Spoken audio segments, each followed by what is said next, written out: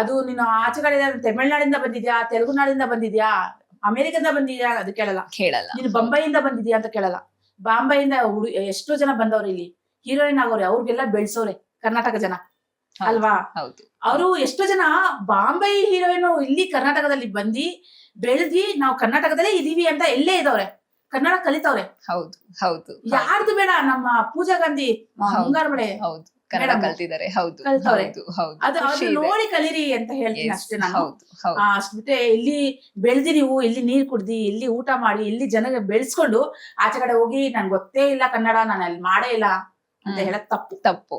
ಹೋದ್ರೆ ತಪ್ಪಲ್ಲ, ಈ ಕನ್ನಡದ ಬಗ್ಗೆ ಯಾವ ಹೇಳನ ಮಾಡೋದು ತಪ್ಪು ಅಂತ ಹೇಳ್ತೀರಾ. ಓಕೆ, ಅದು ಬೀಳ್ಸೋ ಅಂತ ತಾಯಿ ಬೀಳ್ಸೋ ಅಂತ ಮಾತದು. ನೀವು ಇಲ್ಲಿ ಬೆಳಿಬೇಕು, ಏನೋ ಒಂದ್ ಬೆಳಿಬೇಕು ಅಂತ ಬಂದ್ ಮಾಡ್ಬಿಟ್ರಿ. ಇವಾಗ ಅಯ್ಯೋ ನಾವು ಕನ್ನಡನೇ ಗೊತ್ತಿಲ್ಲ ನಮ್ಗೆ, ನನ್ನ ಹೀರೋನೇ ಗೊತ್ತಿಲ್ಲ ಅಂತ ಹೇಳಕ್ ತಪ್ಪು. ಯಾಕಂದ್ರೆ ಅವರಿಂದ ಬೆಳೆದಿ ಅವರಿಂದ ನೀವು ನೀರ್ ಕುಡ್ದಿ ಅನ್ನ ತಿಂದಿ ಎಲ್ಲಾನು ಬೇಕಾಗಿತ್ತು ಅವಾಗ. ಹೌದು, ಇವಾಗ ಆಚೆ ಕಡೆ ಅಲ್ಲಿ ಹೋಗ್ಬಿಟ್ಟ ತಕ್ಷಣ ಇಲ್ಲಿ ಬೇಡ ಅಂತ ಅನ್ಸ್ತೀರಾ?